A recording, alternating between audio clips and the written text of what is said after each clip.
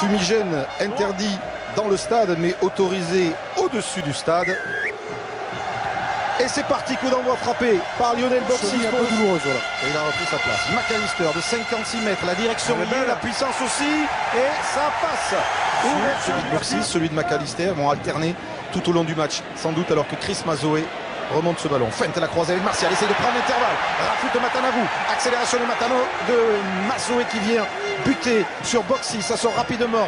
La crampe, bien joué Bonello pour Tekori maintenant. La charge de Joe Tekori qui sert Bonello au cabane et qui sont repris à moins de 10 mètres. Donc il faudrait qu'on soit capable de multiplier les temps de jeu, ce qui n'est pas le cas actuellement. Et McAllister avec le vent réussit sa deuxième plaqué par Caballero. Doucet renverse. McAllister. Poitrenaud s'engouffre. Déboire de Max Evans et n'a pas réussi à donner en revanche à Matanavou. Tranchant les trois quarts toulousains. En avant, Pierre Bernard, vite, on revient sur le coup de pied rapide de Bernard qui va ouvrir le score en faveur de... C'est lui qui plaque encore ici Johnston, mais il y a un avantage en cours pour les Toulousains. Du coup, on va tenter le drop. Non. Boxis, oui, finalement, se met sur son pied droit et ajuste 3 points.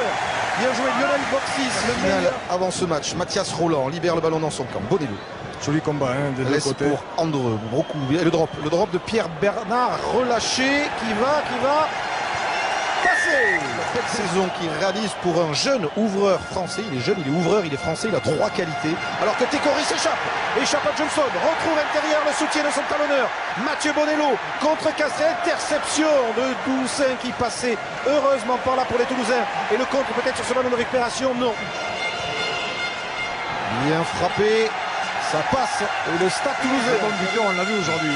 Et de loin aussi, McAllister. Bonne trajectoire, ça va passer entre les perches. Et le Stade Toulousain reprend l'avantage. Matanavou y ont eu droit cette semaine. Mazoé. Charge de Mazoé. Même du Sautoir a du mal à stopper. Il est pris Regardez, Thierry du Sautoir sonné par la charge de Mazoé qu'il a essayé de stopper.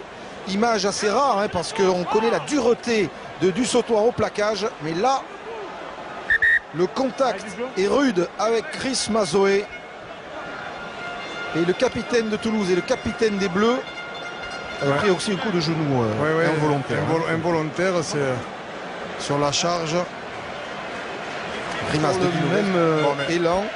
Son comportement a été superbe derrière, c'est l'excuse.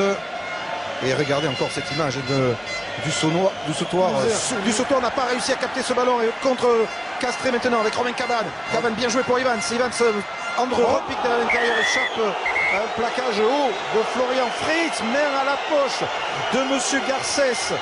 Andreu sonné, Fritz qui s'excuse, qui estime que le geste n'était pas si terrible que ça.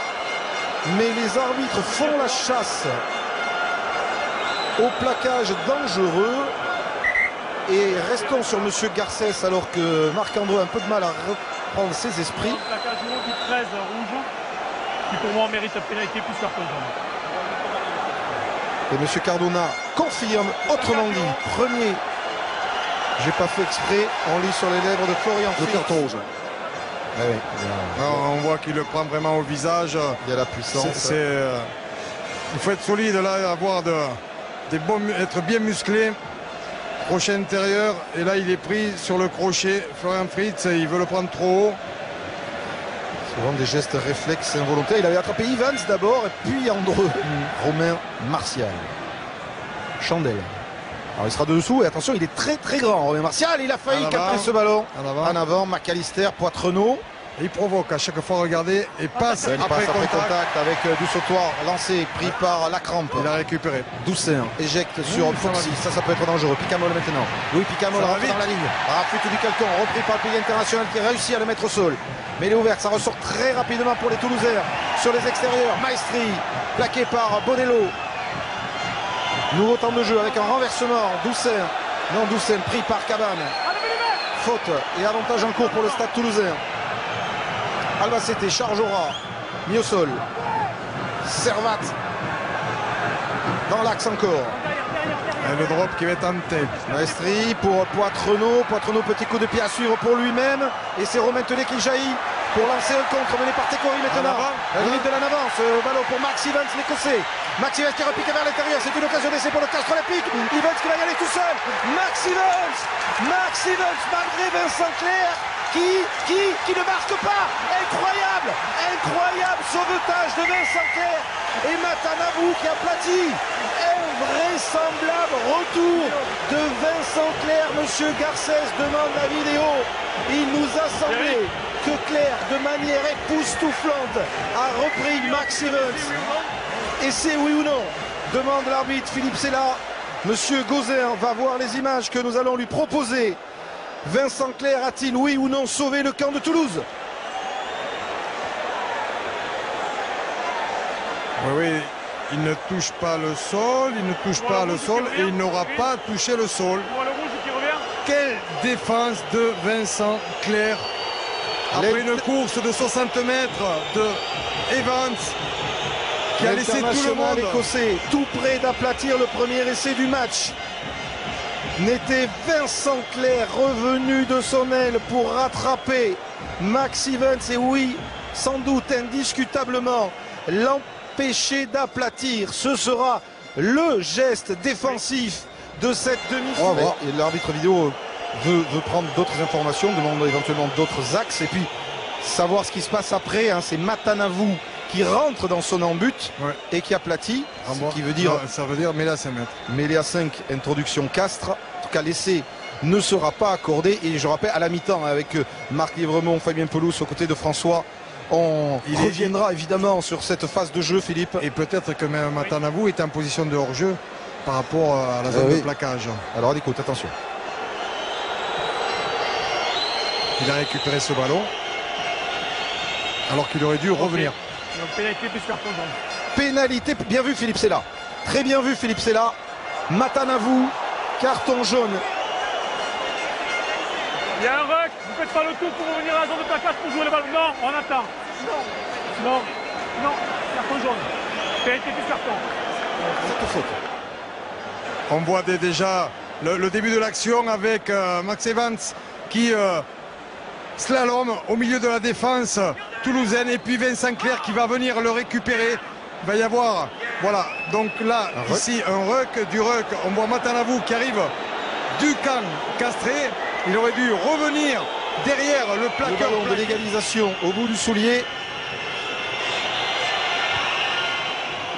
Oh, poteau, rentrant. Ça passe. Toulouse doit essayer de redonner l'avantage au stade toulousain. Box 6, ça passe. Toulouse 15, Castres, Pierre Bernard. Très beau coup de pied qui va passer juste au-dessus de l'avantage à Toulouse. McAllister ajuste, ça passe. Toulouse 18. L'occasion de donner de loin 6 points d'avance à Toulouse. McAllister, beau coup de pied, très beau coup de pied. 100% pour monsieur Luc McAllister. Cocotte. Et il va falloir franchir, trouver l'intervalle, peut-être Massoé, sa puissance. Chris Mazoé, feinte de passe, raffut énorme sur Vincent Clerc, la passe pour Tekori qui retrouve du soutien intérieur, c'est Bouillongi. Retour à la case départ pour les coéquipiers de Massoé. Massoé qui fait là aussi une belle action, qui met sur les fesses Vincent Clerc, qui amène de la continuité. Bon jeu de passe pour essayer de trouver toujours des intervalles. Mais la défense toulousaine est bien présente avec beaucoup de joueurs. On l'avait vu sur la passe au pied. Eh bien, tous les joueurs toulousains se regroupaient très rapidement sur la largeur, notamment sur le porteur du ballon, mais aussi sur la largeur. Burgess. McAllister, attention à ses crochets. Luc McAllister qui envoie bouler la Pierre Bernard, mais aussi précis, réaliste et buteur. Ce qu'il prouve ce soir et ce qu'il va trouver encore, ça passe. Un extraordinaire plaquage et retour défensif de Vincent Clerc, la sirène. Cocotte en avant de Boardman. Et fin du match. Victoire du Stade Toulousain 24 à 15. Le Stade Toulousain de Guy Novès sera une nouvelle fois en finale